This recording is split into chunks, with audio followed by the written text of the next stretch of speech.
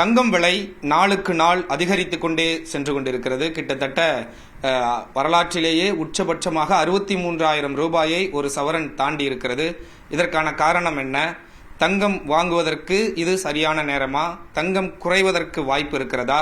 தங்கத்தை எப்படி சேமிக்கலாம் என்பது தொடர்பாக எல்லாம் பேசுவதற்காக பொருளாதார விமர்சகர் திரு நாகப்பன் அவர்கள் நம்மோடு இணைந்திருக்கிறார்கள். அவர்களிடம் பேசலாம். சார் வணக்கம். அமெரிக்க தேர்தல் முடிந்து ட்ரம்ப் பதவியேற்றதற்கு பிறகு கிட்டத்தட்ட 3,400 ரூபாய்க்கு மேல் தங்கம் விலை ஒரு சவரனுக்கு அதிகரித்திருக்கிறது. வரலாற்றிலேயே அதிகபட்சமாக 63,000 ரூபாய் எல்லாம் கடந்து போய்கிட்டு இருக்கு. பங்குச்சந்தையில் ரூபாயின் மதிப்பு சரிவு, வெளிநாடு போர்கள் இதெல்லாம் காரணமாக இருந்தது. ஒரு அதிபர் பதவியேற்றதற்கு பிறகு இவ்வளவு உயர்வதற்கு வாய்ப்பு இருக்கா? இது போன்ற கடந்த காலங்களில் நடந்திருக்கா? இந்த உயர்வுக்கு முக்கியமான காரணம் அப்படின்னா நீங்க என்ன சார் சொல்லுவீங்க? தங்கத்தினுடைய விலை எப்படியுமே கன்சாலிடேட் ஆகிட்டு தான் இருந்தது. அது ஏறுவதற்கான அறிகுறிகள் ஏற்கனவே இருந்துகிட்டு தான் இருந்தது. தொடர்ந்து கொஞ்சம் போன வருஷம் முழுக்க கொஞ்சம் பார்த்தீங்கன்னா கிட்டத்தட்ட 20% மேலே வந்து தங்கத்தினுடைய விலை போன வருஷமே அதிகரிச்சிருந்தது. போன வருஷம் கடைசியில் குறிப்பாக இந்த 4 மாதங்களில் தங்கத்தினுடைய விலை இந்த ஒரு 5% மேலே அதிகரிச்சிருக்கிறதுக்கு காரணம் என்ன அப்படின்னு பார்த்தீங்கன்னா, இந்த 4 மாதங்களுக்கு முன்பு செப்டம்பர் மாத கடைசியில் அமெரிக்க டாலர் இண்டெக்ஸ், யுஎஸ் டாலர் இண்டெக்ஸ்னு ஒன்று சொல்லுவோம். அதாவது சர்வதேச அளவில் மிகப்பெரிய கரன்சிகள், வலுவான நாடுகளுடைய கரன்சிகள், 6 கரன்சிகளுக்கு இணையான ஒரு அது மதிப்பு டாலருக்கு, அதனுடைய மதிப்பு 100க்கு அருகாமையில் இருந்தது 4 மாதங்களுக்கு முன்பு. இப்போ ஓரிரு நாட்கள் முன்பு கூட அது 109ஐ தொட்டிருந்தது. அப்படின்னா 9% டாலருடைய மதிப்பு உயர்ந்திருக்கிறது. எப்போதெல்லாம் டாலருடைய மதிப்பு உயர்கிறதோ அப்போதெல்லாம் அதற்கு நிகராக தங்கத்தினுடைய விலை பொதுவாக குறையும். ஏன்னா நீங்கள் கொஞ்சம் டாலர் கொடுத்து வாங்கினாலே போரும்னு. பட் நம்ம இந்தியாவை பொறுத்தவரை ஒரு முக்கியமான காரணம் என்னன்னா, நம்ம எல்லாமே டாலர் கொடுத்து தான் வாங்குறோம். அப்போ டாலருடைய மதிப்பு உயரும் பொழுது, குறிப்பாக இன்னைக்கு பார்த்தீங்கன்னா டாலருடைய மதிப்பு நீங்க தங்கத்தை சொல்ற மாதிரி முன் எப்போதும் இல்லாத வரலாறு காணாத ஒரு உச்சத்தை தொட்டிருக்கிறது. மீண்டும் மீண்டும் மீண்டும் தொட்டுட்டு இருக்கு. இன்னைக்கு தேசிய பங்குச்சந்தையினுடைய முன்பேர வணிகத்தில் பார்த்தீங்கன்னா 87 ரூபாய் 50 பைசாவை தாண்டிடுச்சு. ஸ்பாட் மார்க்கெட்லேயே 87 கால தொட்டு கொட்டிருக்கு. இந்த மாதிரியான ஒரு உச்சத்தில் இருக்கும் பொழுது நீங்க அதிகமான ரூபாய் கொடுத்து டாலரை வாங்கி அந்த டாலரை கொடுத்து தங்கத்தை வாங்குறதுனால நேச்சுரலி தங்கத்தினுடைய மதிப்பு இங்க வரும் பொழுது இன்னும் அதிகமாக உயர்கிறது. சர்வதேச சந்தையில் டாலர் உயர்ந்த பொழுதும் டாலருடைய மதிப்பு உயராததுக்கு, தங்கத்தினுடைய மதிப்பும் தொடர்ந்து உயர்வதற்கு காரணம் என்னன்னு பார்த்தீங்கன்னா, பல நாடுகளிலிருந்து லாபத்தை பதிவு செய்து இந்தியா உட்பட நாடுகளிலிருந்து பணம் அமெரிக்காவை நோக்கி பெரிய அளவில் சென்றது. அதில் அமெரிக்க பங்குச்சந்தை, கிரிப்டோ, தங்கம், இதில் தான் அந்த முதலீடு பெரும்பாலும் சென்றது. இது ஒரு காரணம் தங்கத்தினுடைய விலை வீழ்ச்சியை சந்திக்காமல் தொடர்ந்து ஏற்றத்தில் இருந்ததுன்னு நம்ம சொல்லலாம். பங்குச்சந்தையில் லாபம் பார்த்தவர்கள் எல்லாம் அதை பதிவு செய்து, ஏன்னா 3-4 ஆண்டுகளாக தொடர்ந்து பங்குச்சந்தை ஏறிக்கிட்டு இருக்கு. அப்போ அதில் ஒரு கட்டத்தில் லாபத்தை பதிவு செய்து அதன் ஒரு பகுதியை எடுத்து தங்கத்தில் முதலீடு செய்வது, ரியல் எஸ்டேட் துறையில் முதலீடு செய்வது என்பது வழக்கமான ஒன்று. இது ஒரு சைக்கிளிக்கல் ஆக்டிவிட்டி. அதுவும் சேர்ந்து கொள்ள இது ரெண்டின் காரணமாக, ஒன்று டாலருடைய மதிப்பு உயர்ந்தது, அதன் காரணமாக தங்கத்தினுடைய மதிப்பும் நமக்கு இந்தியாவில் வரும்பொழுது உயர்கிறது. இத்தனைக்கு டியூட்டியெல்லாம் குறைச்சிருக்காங்க. இப்போ ஓரிரு நாட்களுக்கு முன்பு பார்த்தீங்கன்னா மிகப்பெரிய ஒரு நிறுவனம், ஜுவல்லரியில் டைட்டன் நிறுவனத்துடைய முடிவுகள் வெளியாகி இருக்கிறது. அவங்களுடைய அந்த காலாண்டு முடிவில் வந்து அவங்களுடைய லாபம் குறைஞ்சிருக்குன்னு சொல்றாங்க. அவங்களுடைய வருமானம் அதிகரிச்சிருக்கு, அதாவது விற்று வரவு அதிகரிச்சிருக்கு, சேல்ஸ் இம்ப்ரூவ் ஆயிருக்கு. டாப் லைன் குரோத் இருந்தாலும் பாட்டம் லைன் குறைஞ்சிருக்கு. என்ன காரணம்னா இன்வென்ட்ரி ரீவேல்யூவேஷன், டியூட்டி குறைஞ்ச பொழுது அதனால கையில் இருக்கக்கூடிய ஸ்டாக்கினுடைய மதிப்பு வந்து குறைஞ்சு போச்சு, அதனாலன்னு சொல்றாங்க. அது வரக்கூடிய காலங்களில் சரியாயிடும்னு வச்சுக்கோங்க. ஸோ இது எங்கெல்லாம் அந்த தாக்கத்தை ஏற்படுத்துங்கிறதுக்காக உங்களுக்கு அதை நான் சொல்றேன். நிச்சயமா ஒரு அதிபருடைய பதவி ஏற்பு இதுல ஒரு பெரிய தாக்கத்தை ஏற்படுத்தி இருக்கு அப்படின்னு சொல்றாங்க. நிச்சயமா அதுல ஒரு பார்ட் இதுல இருக்குன்னு நான் நினைக்கிறேன். பட் அது மட்டும் காரணம் அல்ல. அது அதிபருடைய பதவி ஏற்புங்கிறது மிகப்பெரிய தாக்கத்தை ஏற்படுத்தியது கிரிப்டோ கரன்சியில தான். ஏன்னா அவரும் இலான் மஸ்கும் சேர்ந்து கொண்டு ஒரு டாலருக்கு நிகராக, ஏன்னா நம்மெல்லாம் டாலர் ரிசர்வ் வச்சிருக்கோம், அதை டீரிஸ் பண்ணிக்கணும், தங்கம் வாங்கலான்னு பார்க்குறோம். அவங்க டாலர், அவங்களுடைய டாலர் தான், அவங்களே வந்து ஒரு கிரிப்டோ ரிசர்வ் கிரியேட் பண்ணணும்லாம் பேசினார். ஸோ அதனால கிரிப்டோ கரன்சியினுடைய விலை பார்த்தீங்கன்னா, குறிப்பாக பிட்காயின் அவர் செப்டம்பர் மாதத்தில் இந்த அமெரிக்க எலெக்ஷனுக்கு முன்பு பார்த்தீங்கன்னா 69,000 70,000 இருந்தது.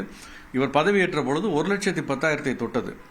இப்போ திரும்ப 1 லட்சத்துக்கிட்ட வந்து இருக்கு. ஸோ கிட்டத்தட்ட 30-35% ஏறி இருக்கு கிரிப்டோவினுடைய விலை. அது மாதிரி பங்குச்சந்தையும் அங்கே வந்து டெக்னாலஜி பங்குகள் வந்து இந்த சைனாவுடைய டீப் சீக் வர்றதுக்கு முன்னால் வரைக்கும் வந்து ஒரு மிகப்பெரிய ஏற்றத்தில் தான் தொடர்ந்து இருந்ததை நம்ம பார்க்க முடிந்தது. அது மாதிரி தான் தங்கத்தினுடைய விலையும் அதிகரிச்சிருக்கு. என்ன காரணம்னா, இந்தியா மாதிரி வளர்ந்த நாடுகள், பல நாடுகளில் 4 ஆண்டுகள் தொடர்ந்து லாபத்தை பார்த்தவர்கள் பங்குச்சந்தையில் அதனுடைய ஒரு பகுதியை பதிவு செய்து இங்கே எடுத்துகிட்டு போகிறாங்க. அந்த மாதிரி எடுத்துக்கிட்டு போகிறது கூட டாலருடைய மதிப்பு உயர்வதற்கும் ரூபாயினுடைய மதிப்பு குறைவதற்கும் ஒரு காரணம் நான் நினைக்கிறேன். அது தங்கத்தினுடைய விலையிலும் பிரதிபலிக்கிறது. நிச்சயமா சார். இப்போ தங்கத்தினுடைய விலை எப்போது குறையும் அப்படின்ற ஒரு கேள்விதான் சாமானிய மக்கள் மத்தியில் அதிகப்படியாக எழுந்து கொண்டிருக்கக்கூடிய கேள்வி. தங்கம் எப்போ குறையும், இது நடந்தா தங்கம் விலை குறையும்பா அப்படின்னு நம்ம அடிச்சு சொல்றதா இருந்தா என்ன காரணத்தை நம்ம சொல்லலாம்? இது யாருமே ப்ரெடிக்ட் பண்றதெல்லாம் ரொம்ப கஷ்டம். யாரோ ப்ரெடிக்ட் பண்றாங்கன்னா அதை நான் நம்ப மாட்டேன். பட் ஆனால் அதை தாண்டி இது நீங்க கேட்ட கேள்விக்கு சரியான கேள்வி. எது நடந்தால் தங்கத்தினுடைய விலை அதிகரிக்காமல் இருப்பதற்கோ குறைவதற்கோ வாய்ப்பு இருக்கு. 2-3 விஷயங்கள். ஒன்று தங்கத்தை அதிகம் வாங்குவது மக்கள் மட்டுமல்ல, அரசாங்கங்களும் வாங்குகின்றன. சீனா மாதிரி, இந்தியா மாதிரி நாடுகள் பெரிய ரிசர்வ்ஸ் இப்போ வச்சிருக்காங்க. டாலருக்கு ஒரு மாற்றாக தங்கத்தை கொண்டு வரணும், கொஞ்சம் வாங்கணும். ஏன்னா டாலரைசேஷன் சொல்லி நமக்குள்ள ஒரு கரன்சி ஏற்படுத்தினா அதுக்கு அமெரிக்கா டாரிஃப் போடுவேன்னு த்ரெட்டன் பண்றாங்க. ஸோ அப்போ அது நம்ம பண்றதுங்கிறது கிட்டத்தட்ட ரூல்ட் அவுட்டாக தான் நான் பார்க்குறேன். அது பெரிய டாரிஃப் வாரா போய் முடியும்.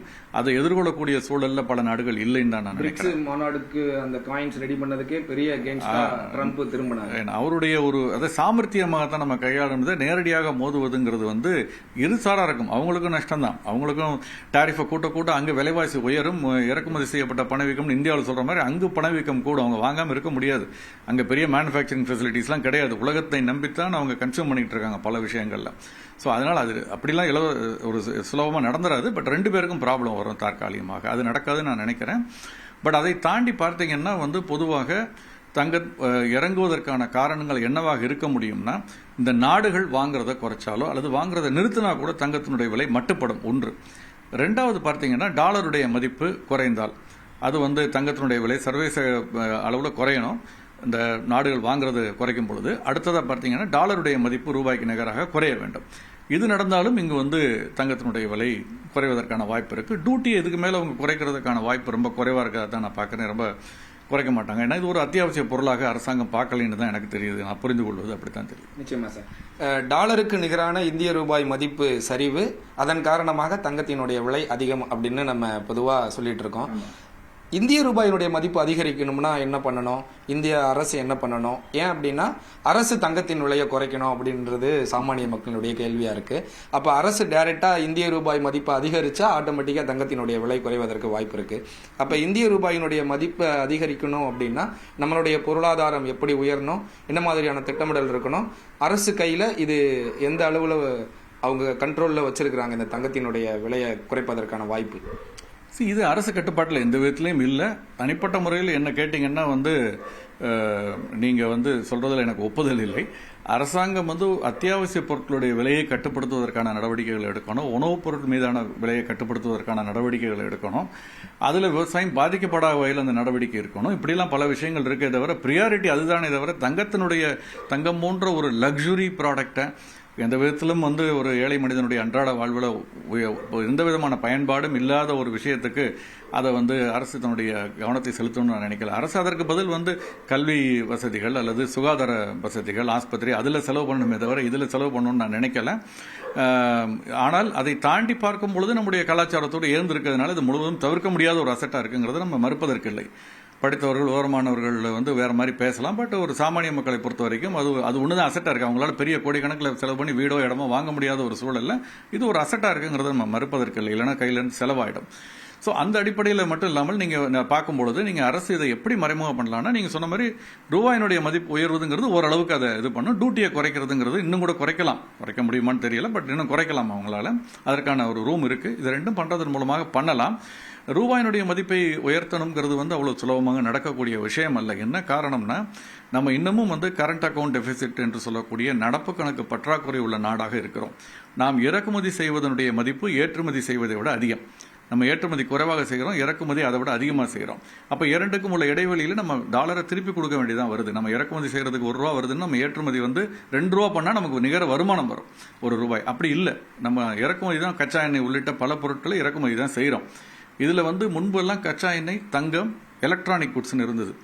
இன்னைக்கு நீங்க ஆச்சரியமான ஒரு விஷயம் என்னன்னா, எலக்ட்ரானிக் குட்ஸ் அதுக்கு அடுத்து போயிடுச்சு. கல்வி அதனால் அப்போ வந்து இப்போ எலக்ட்ரானிக் குட்ஸ் நம்ம மேக் இன் இந்தியா கான்செப்டில் பார்த்தீங்கன்னா இங்கே வந்து நிறைய ஐஃபோன் பார்த்துருப்பீங்க, பல இது உற்பத்தி செய்ய ஆரம்பிச்சிட்டோம். அதனால் இறக்குமதியை நம்பி பெரிய அளவில் அதில் வந்து நம்ம இல்லை. அதே மாதிரி மற்ற விஷயங்கள்லையும் தங்கத்தில் நம்ம ஒன்றும் கச்சா நிலையும் ஒன்றும் பண்ண முடியாத ஒரு சூழல் இருக்குது. ஏன்னா அது இயற்கை சார்ந்தது. அப்போ இது தங்கத்தினுடைய விலை குறையணும்னா ஒன்று நம்ம தங்கம் வாங்குறதை குறைச்சிக்கணும். இல்லைன்னா இந்த மூன்றாவது இருக்கு பாருங்க, கல்விக்காக நம்ம வெளிநாடுக்கு அனுப்புகிறோம். இங்கே கிடைக்காத கல்வி அங்கே கிடைத்தால் அந்த மாதிரியான ஒரு நிறுவனங்கள், அந்த ஒரு கல்வி நிறுவனங்களுக்கு தலை சிறந்த உலக நிறுவனங்களுக்கு அனுப்புறதுல தவறில்லை. ஆனால் நிறைய பேர் வந்து ஒரு பெருமைக்காக வந்து அனுப்புறதையும் நம்ம பார்க்குறோம். அதனால தான் இந்த டிசிஎஸ் மற்ற விஷயங்கள் எல்லாம் அவங்க கொண்டு வந்திருக்காங்க. இதெல்லாம் வந்து கட்டுப்படுத்துறதுக்கு தான் கொண்டு வந்திருக்காங்கன்னு தான் நான் நினைக்கிறேன். ஸோ தங்கத்தினுடைய விலை குறைக்க வேண்டும் அப்படிங்கிறது வந்து அரசனுடைய ப்ரையாரிட்டியாக இருக்காதுன்னு தான் நான் நினைக்கிறேன். நிச்சயமா சார். தங்க முதலீட்டாளர்கள் தங்கத்தில் இன்வெஸ்ட் பண்ணுறவங்களுக்கு இது சரியான நேரமா? ஏன்னா தொடர்ந்து அதிகரிச்சுக்கிட்டே இருக்கு, குறைவதற்கான வாய்ப்பே இல்லை. 500 ரூபாய், 700 ரூபாய், 1000 ரூபாயெல்லாம் ஒரு சவரனுக்கு அதிகரிக்கக்கூடிய ஒரு நிலையை நம்ம பார்த்துக்கிட்டு தான் இருக்கோம்.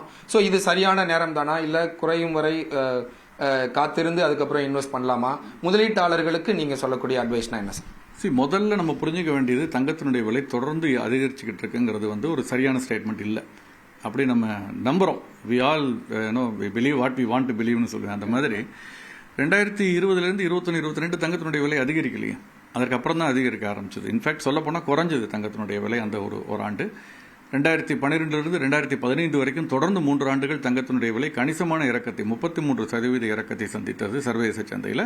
அதனுடைய பாதிப்பு இந்தியாவிலையுமே தங்கத்தினுடைய விலையில் இருந்ததை நாம் பார்த்தோம். அப்போதுதான் முதல் சாவரின் கோல்ட் பாண்ட் 2500 ரூபாய்க்கு அரசாங்கம் 2015-16 வெளியிட்டது. ஸோ தங்கத்தினுடைய விலை அவ்வப்போது குறையவும் செய்கிறது. பட் என்ன பிரச்சனைனா, குறையும் பொழுது இன்னும் குறையும்னு காத்திருப்பதும், அதிகரிக்கும் பொழுது இன்னும் அதிகரிச்சிருமோன்னு பயந்துகிட்டு போய் வாங்குறதும் நம்ம வழக்கமாக இருக்கிறதுனால நம்ம எப்போதுமே ஏறிக்கிட்டு இருக்கப்போ வாங்குவோம், இறங்கிட்டு இருக்கப்போ வாங்குறதை நிறுத்திடுவோம். இதுதான் நமக்கு பிரச்சனை. ஸோ நம்ம தங்கம் தேவைன்னு நினைக்கிறவங்க வந்து இந்த ஏற்ற இறக்கத்தில் விளையாடக்கூடாது, நம்ம வேணுங்கிறத வாங்கி வச்சுக்கிட்டுறது பெட்டர். அல்லது நம்ம முதலீடுன்னு பார்க்குறவங்க இப்போ தங்கம் சார்ந்த பங்குச்சந்தையில் பட்டியலிடப்பட்டு வணிகமாகக்கூடிய யூனிட்ஸ் இருக்குது, மியூச்சுவல் ஃபண்ட் யூனிட்ஸ் இருக்குது, அதில் நம்ம முதலீடு செய்யலாம். என்னென்னா, ஒரு சில மாதங்கள் முன்பு வரை கூட 59 ரூபாய் 60 ரூபாய் இருந்தது, இன்னைக்கு 70 ரூபாய் தாண்டி இருக்கிறது. ஸோ இந்த சில மாதங்களுக்குள் கிட்டத்தட்ட 15% மேலே அது ஏறி இருக்கு. இந்த ஒட்டுமொத்த 15% லாபமும் அந்த முதலீட்டாளருக்கு கிடைக்கும். ஒரு 0.5%, 0.25% கமிஷன் அந்த தரகர் எடுத்துக்குவார், அவ்வளோதான். அதை தவிர எதுவும் கிடையாது. இதே தங்கத்தை சந்தையில் வாங்கியிருந்தால் இந்த 15% ஏறி இருந்தால் கூட அவருக்கு கையில் ஒன்றுமே கிடைக்காது. ஏன்னா வாங்குறப்பவே கூலி சேதாரம் பாதி போயிருக்கும், இப்போவும் போயிருக்கும். ஸோ நம்ம முதலீடுங்கிறப்போ பார்வை வேறையாக இருக்கணும். நம்முடைய ஒரு மன மகிழ்ச்சிக்கு சந்தோஷத்துக்கு வாங்குறோம் அப்படின்னா அது வேற மாதிரியா இருக்கணும் தான் நான் நினைக்கிறேன். நிச்சயமா சார். இப்போ தங்கத்தில் முதலீடு செய்கிறவங்க ஒரு பெரிய பெரிய முதலீடுகளை தவிர்த்து இப்போ சாமானிய மக்கள் நம்ம குழந்தைக்கு சேர்த்து வைக்கணும் அப்படின்னு செய்கிறவங்கலாம் வந்து போய் 1 சவரன் நகையோ இல்லை 5 சவரன் நகையோ இல்லை காயினாகவோ வாங்கிட்டு வர்றது தான் வந்து தமிழ்நாட்டில் வழக்கமாக இருக்கக்கூடிய ஒரு முதலீடு. இது இல்லாமல் இந்த பாண்டு மூலமாக நம்ம தங்கத்தை வாங்குறதுனால நம்மளுக்கு என்ன பெனிஃபிட், எப்படி முதலீடு செஞ்சால் நம்ம தங்கத்தில் அதிக லாபம் எடுக்கலாம், ஒரு சாமானிய மக்கள் எப்படி தங்கத்தில் முதலீடு செஞ்சால் இதுதான் கரெக்டான வே அப்படின்னா எதை சொல்லுவீங்க சார்? முதலீடுக்கு 2 வகை இருந்தது. ஒன்று வந்து சாவரின் கோல்ட் பாண்ட், அது இப்போ அரசு வெளியிடுவதை நிறுத்தி இப்போதைக்கு இப்போ புதுசாக ஒன்றும் வெளியே வரல, நிறுத்திட்டாங்கன்னு சொல்ல முடியாது, வேறு எதுவும் புதுசாக வரல இப்போதைக்கு. ஏற்கனவே வந்தது பங்குச்சந்தையில் பட்டியலிடப்பட்டு வணிகமாகிக்கிட்டு இருக்கு, அது வாங்கலாம், அது ஒன்றும் தப்பு இல்லை. மாதம் ஒரு பாண்டோ வாரத்துக்கு ஒன்றும் அவங்க கெப்பாசிட்டிக்கு தகுந்த மாதிரி 8000 ரூபாய் கிட்ட ட்ரேட் ஆகிட்டு இருக்குன்னு நினைக்கிறேன். அந்த ரேஞ்சில் வாங்கலாம், ஒவ்வொரு பாண்டும் ஒவ்வொரு விலை இருக்கும், அதில் வாங்கலாம், தப்பு இல்லை. அவ்வளோ முடியாதுன்னு நினைக்கிறவங்க இந்த கோல்டு இடிஎஃப்னு சொல்லக்கூடியது இப்போ 70 ரூபாய் 71 ரூபாய் கிட்ட ட்ரேட் ஆகிட்டு இருக்கு. அதுக்கு தக்க அது it is packed up by gold. ஆக்சுவலாக அதுக்கு நிகராக தங்கம் அந்த நிறுவனம் வாங்கி லாக்கரில் வைத்திருக்கோம். அதை வந்து பீரியாடிக்கலாக அதை ஆடிட் பண்ணி ஆடிட் சர்டிஃபிகேட் கொடுத்து அது பங்குச்சந்தையில் சமர்ப்பிக்கப்பட்டு அது வெரிஃபிகேஷன்லாம் நடந்துகிட்டு இருக்கு. ஸோ அதில் வந்து நம்ம வந்து முதலீடு செய்யலாம். அது ஒட்டுமொத்தமாக முதலீடு செய்ய முடியாது அப்படின்னா, அது ப்ரைஸை கெஸ் பண்ண தெரியலைன்னா, ஒரு வாரம் திங்கள் என்றோ வெள்ளி என்றோ, அது ஒரு குறிப்பிட்ட நாள், மாதம் ஒரு நாளோ ஒரு குறிப்பிட்ட அமௌண்ட்டுக்கு நம்ம அதை வந்து சிஸ்டமேட்டிக் இன்வெஸ்ட்மெண்ட் பிளான் சொல்கிறோம் இல்லையா, சிப்னு, அந்த எஸ்ஐபி முறையில் அந்த தங்கத்தை நம்ம முதலீடு செய்ய துவங்குவதன் மூலமாக நம்ம வந்து ஒரு ஜட்ஜ்மெண்டலாக இல்லாமல் இந்த ருப்பி காஸ்ட் ஆவரேஜிங்னு ஒரு மெத்தட் சொல்லுவோம். அதுபடி விலை குறையும் பொழுது நமக்கு அதிக யூனிட்டுகள் கிடைக்கும், விலை அதிகரிக்கும் பொழுது நமக்கு குறைவான யூனிட்டுகள் கிடைக்கும். ஒட்டுமொத்தமாக பார்க்கும் பொழுது ஒரு 3 அல்லது 5 ஆண்டுகள் கழித்து பார்க்கும் பொழுது நமக்கு வந்து நம்முடைய சந்தை விலையை விட நம்முடையது வந்து கணிசமாக குறைவாக இருக்கும், நமக்கு ஒரு லாபம் கிடைப்பதற்கான வாய்ப்புகள் அதிகம். ஒன்று.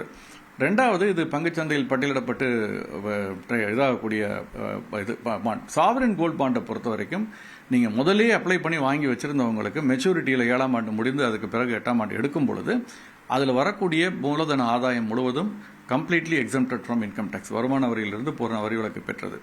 நடுவில் 2.5% வருஷத்துக்கு டிவிடெண்டும் கொடுக்குறாங்க. இப்போ இரண்டாம் கட்ட சந்தையில் ஸ்டாக் மார்க்கெட்டில் வாங்குறவங்களுக்கும் அந்த 2.5% வட்டிங்கிறது ஒவ்வொரு வருஷத்துக்கும் கிடைக்கும்.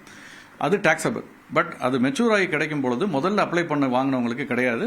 இப்போ வாங்குறவங்களுக்கு அந்த குறிப்பிட்ட பீரியட் 2 வருஷத்துக்கு அப்புறம் கொடுக்கும் பொழுது லாங் டேர்ம் கேபிட்டல் கெயின் பெனிஃபிட்ங்கிறது அவங்களுக்கு அதில் கிடைக்கும். அந்த அளவுக்கு அதை பயன்படுத்திக்கலாம். அதை அடமானம் வைத்து வங்கியில் கடன் வாங்க முடியும், பங்குச்சந்தையில் விற்று காசாக்க முடியும், எல்லா வசதியும் அதில் இருக்குது. ஸோ இது ரெண்டு தான் முதலீடுங்கிற அடிப்படையில் பார்க்கும் பொழுது நல்ல முதலீடாக நான் சொல்லுவேன். மற்ற எல்லாத்துலேயுமே நீங்கள் விலை 30% 20% அதிகரிச்சிருந்தா கூட அதனுடைய முழு பலாபலனும் உங்களை சேராது முதலீடாக பார்க்கும் பொழுது. அதை நீங்கள் ஒரு நேரடியாகவே இந்த பணத்தில் முதலீடு செய்து லாபத்தை எடுத்து அதை கொண்டு போய் தங்கமாக நீங்கள் வாங்கிட்டீங்கன்னா உங்களுக்கு வேணுங்கிற டிசைனை வாங்கி நீங்கள் அன்னைக்கு போட்டுக்கலாம். இன்னைக்கு ஒரு டிசைனில் வாங்கிட்டு அல்லது காயினாக வாங்கிட்டு அப்புறம் அதை கொண்டு போய் திரும்ப அழிச்சு இன்னொன்று பண்ணுறதுக்கு that will be the better investment. அதாவது தங்கமாக வாங்குறப்ப செய்கொலி சேதாரம் எல்லாம் நம்ம செலவு பண்ணிட்டு தான் நம்ம வாங்குவோம். ஆனா திருப்பி நம்ம ஒரு 5 வருஷம் கழிச்சு விலை உயர்ந்தாலும் அந்த செய்கொலி சேதாரத்திற்கு நிகரான அந்த மதிப்பு நம்ம ஆல்ரெடி நம்ம கொடுத்துருப்போம், அதுதான் உயர்ந்திருக்கும் அப்படின்ற ஒரு ஆங்கிள் சொல்றீங்க. அதே மாதிரி பாண்டுல அந்த செய்கொலி சேதாரம் நம்மளுக்கு மிச்சமா இருக்கும். பிசிக்கலா நம்ம கையில இல்லை அப்படின்னாலும் போய் அடமானம் வைத்து வாங்குவதற்கோ இல்லை அதை சேல் பண்ணிட்டு திருப்பி அன்னைக்கு ரேட்டுக்கு நம்ம வாங்குறதுக்கோ நிறைய பெனிஃபிட் இந்த பாண்ட்ல இருக்கு. அது பாண்டு வாங்குறது தான் நம்மளுக்கு பிசிக்கலா காயின் வாங்குறதுக்கும் பாண்டு வாங்குறதுக்கும் நிறைய வித்தியாசங்கள் சொன்னீங்க. என்ன நேரத்துல தங்கத்தினுடைய முதலீடு இருக்கணும், எப்படி இருக்கணும், ஏன் உயருது, நாடுகள் தங்கத்தின் முதலீடை நிப்பாட்டுனா நம்மளுக்கு கொஞ்சம் குறைவதற்கு வாய்ப்பு இருக்கு அப்படின்லாம் சொல்லியிருந்தோம். 1 லட்சத்தை தொட்டு விடும் தங்கம் அப்படின்னு சொல்றாங்க. தொடர்ந்து ஒவ்வொரு வருடமும் உயர்ந்து கொண்டே தான் இருக்கு. அது போன்ற சாத்தியக்கூறுகள் இருக்குமா? 1 லட்சத்தை தொடணும் அப்படின்னா இன்னும் எத்தனை வருஷம் ஆகும்? இப்போ $2800 ஒரு ட்ராய் அவுன்ஸுக்கு ஒரு ரெசிஸ்டன்ஸ் லெவல் சர்வதேச சந்தையில் ஒரு ட்ராய் அவுன்ஸுங்கிறது 31 கிராம் ஒட்டி வரும். அந்த 2800ங்கிறது கடந்த 2 நாட்களாக டெசிசிவா தாண்டிக்கிட்டு இருக்கு. இதே மாதிரி நாளையும் இருந்தால் இது அடுத்து ஒரு 4-5% அதிகரிப்பதற்கான வாய்ப்புகள் இருக்கு அடுத்த ஒரு சில மாதங்களில். நிச்சயமா இந்த ஆண்டு இறுதிக்குள் இந்த 5-8% வளர்ச்சிங்கிறது தங்கத்தில் இதே போக்கு தொடரும் பட்சத்தில் இருப்பதற்கான வாய்ப்புகள் அதிகமாக இருக்கிறதா தான் தெரிகிறது. எல்லா விதத்திலையும் பார்த்தோம்னா சென்ற ஆண்டு கிடைத்த லாபம்ங்கிறது இந்த ஆண்டு கிடைக்குமாங்கிறது டவுட்ஃபுல் தான். அது எப்போதாவது நடக்கக்கூடிய ஒரு விஷயம். ஆனால் இந்த ஆண்டு தங்கத்துக்கு விட வெள்ளியில் அதிகமான ஒரு அப்ரிசியேஷன் இருப்பதற்கான வாய்ப்புகள் இருக்கு. ஏன்னா தங்கம் வெள்ளி ரெண்டுக்கும் ஒரு ஈக்குவேஷன் இருக்கு 16:1. அது இப்போ பார்த்தீங்கன்னா வெள்ளியினுடைய விலை அந்த அடிப்படையில் பார்த்தா ரொம்ப குறைவா இருக்கு, அல்லது தங்கத்தினுடைய விலை அதிகமாக இருக்குன்னு சொல்லலாம். ஒன்று தங்கத்தினுடைய விலை குறையணும் அல்லது வெள்ளியினுடைய விலை உயரணும். இது ரெண்டுல 2வது நடப்பதற்கான சாத்தியக்கூறுகள் தான் அதிகமாக இருப்பதாக பொதுவாக சந்தையில் நான் புரிந்து கொள்ள முடிகிறது. நம்ம பொறுத்திருந்து தான் பார்க்கணும். நிச்சயமா சார். அப்பனா இன்னும் 1 லட்ச ரூபா வரணும்னா இன்னும் இப்படியே ஒரு வருஷம் 2 வருஷம் ஆகும் அப்படின்றது. ஏன்னா 5% உயருது அப்படின்னா இந்த 2 ஒரு 75 அந்த அளவுக்கு தொடும். அதுக்கப்புறம் அடுத்த வருஷமும் இதே மாதிரி ஒரு 15-20 அப்படின்னு வரப்ப இன்னும் 2 வருஷம் ஆகும் 1 லட்ச ரூபா வர்றதுக்கு. ஸோ இருந்தாலும் தங்கத்தினுடைய மதிப்பு உயர்ந்து கொண்டே தான் இருக்கும். குறைவதற்கான சாத்தியக்கூறுகள் இப்போதைக்கு சற்று குறைவாக தான் இருக்கு. அதை கணிக்கவும் முடியாது அப்படின்னு தங்கம் தொடர்பாக பல்வேறு கேள்விகளுக்கு விடையளித்தீங்க. மிக்க நன்றி சார். Thank you sir.